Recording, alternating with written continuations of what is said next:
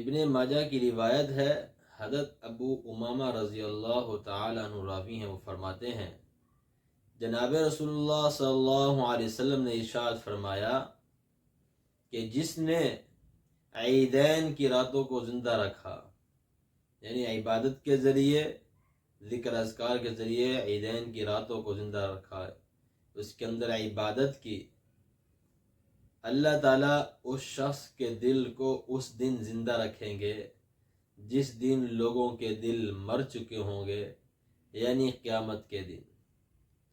تو عیدین کی راتوں کے اندر عبادت کرنا اور تسبیحات وغیرہ کرنا، یہ کل قیامت کے دن ہمارے دلوں کے زندہ ہونے کا باعث بنے گا، جس دن سب لوگوں کے دل مر چکے ہوں گے۔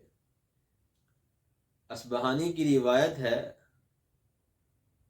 حضرت معاذ بن جبل رضی اللہ تعالیٰ عنہ راوی ہیں، وہ فرماتے ہیں جناب رسول اللہ صلی اللہ علیہ وسلم نے ارشاد فرمایا کہ جس نے 5 راتوں کو عبادت کے ذریعے زندہ رکھا، زندہ کیا، ان راتوں کے اندر عبادت کی، اللہ تعالیٰ اس کے لیے جنت واجب کر دیں گے۔ اب وہ 5 راتیں کون سی ہیں؟ 8 ذی الحجہ کی رات، 9 ذی الحجہ کی رات، 10 ذی الحجہ کی رات، 15 شعبان کی رات اور عید الفطر کی رات۔ اسلام کے اندر پہلے رات آتی ہے، پھر دن آتا ہے، اس لیے جب عید کا چاند نظر آ جاتا ہے تو وہ عید رات ہوتی ہے، اس رات کے اندر جو ہے وہ عبادت کی جاتی ہے۔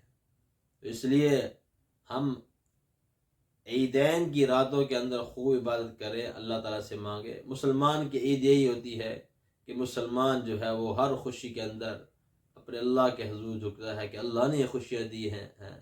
کتنے لوگ ایسے ہوتے ہیں کہ ہسپتالوں کے اندر ہیں، کتنے لوگ ایسے ہیں کہ ان کے رشتہ دار قریبی وہ فوت ہو چکے ہوتے ہیں، کتنے لوگوں کا ایکسیڈنٹ ہو جاتا ہے، ان کو عید کی خوشیاں نصیب نہیں ہوتی۔